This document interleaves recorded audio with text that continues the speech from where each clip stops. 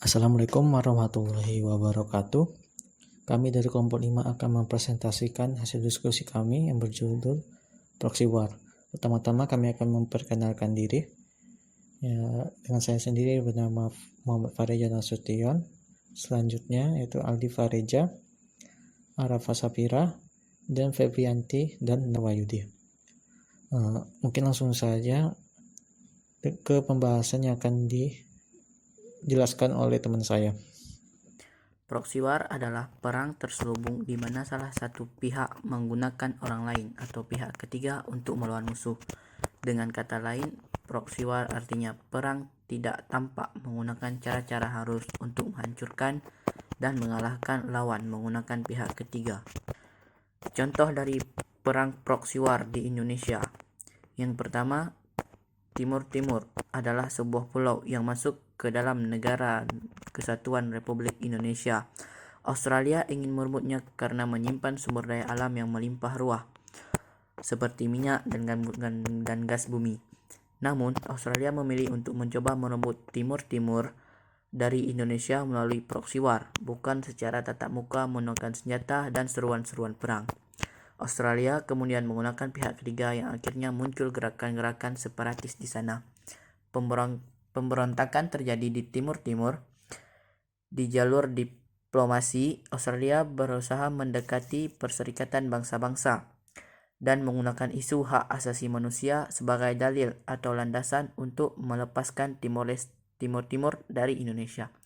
Proxy war yang dilancarkan Australia ini pun berhasil. PBB bahkan mengeluarkan sebuah resolusi Dewan Keamanan supaya memberikan izin pasukan multinasional bisa masuk ke Timur Timur dengan alasan mengembalikan perdamaian, kemanusiaan, dan menghentikan kekerasan. Akhirnya, misi Australia berhasil dan Timur Timur saat ini menjadi negara sendiri bernama Timor Leste.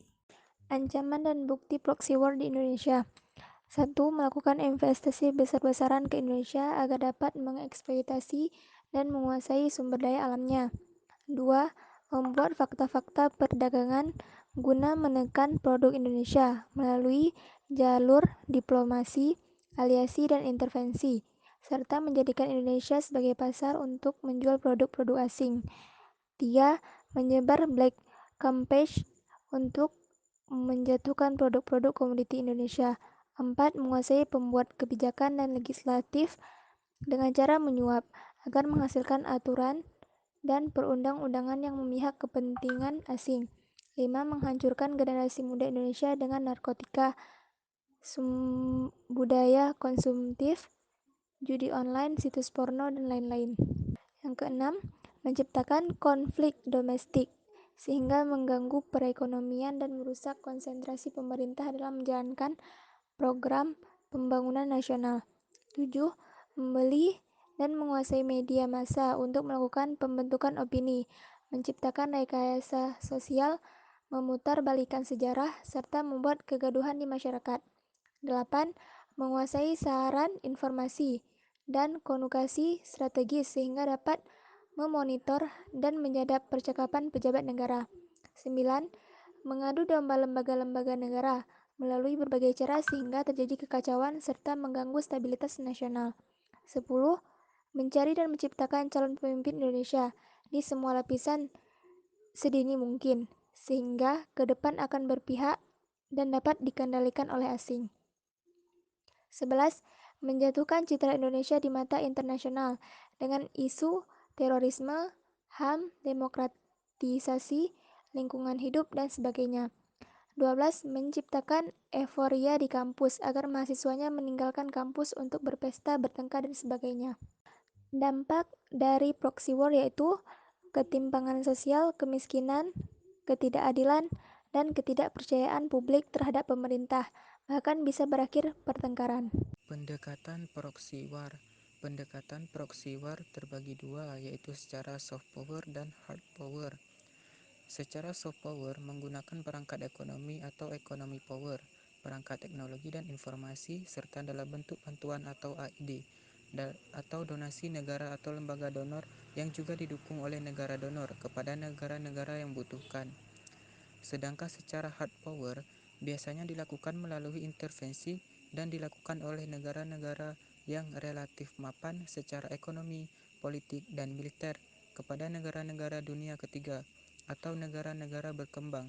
Intervensi disebut dilakukan dengan perangkat militer atau military power atau perangkat politik atau political power. Berdasarkan dua pendekatan tersebut, sebenarnya Indonesia dapat memperkirakan pihak mana yang paling diuntungkan dengan merebaknya isu atau konflik yang terjadi belakangan ini.